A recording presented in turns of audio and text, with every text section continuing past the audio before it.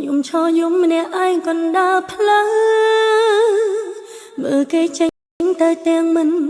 ងាកក្រោយប្រាប់បេះដូងគ្មានគេមិនថ្មីក៏រីករា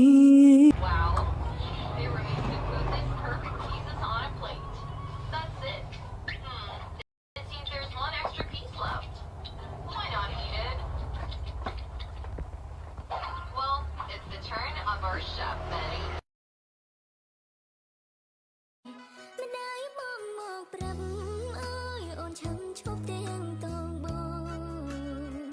មើលខ្លួនប្រានកងតាសំណាងបងដែរទេ ប្រ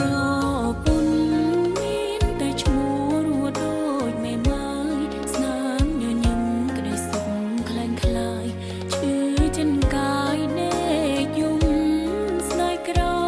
យឲ្យជុំងងប្រាំប្រកាពេលនេះស្គាល់ហើយចង់លេងគ្នាលេងមិនដាច់ឡើយជាតិនេះជួបហើ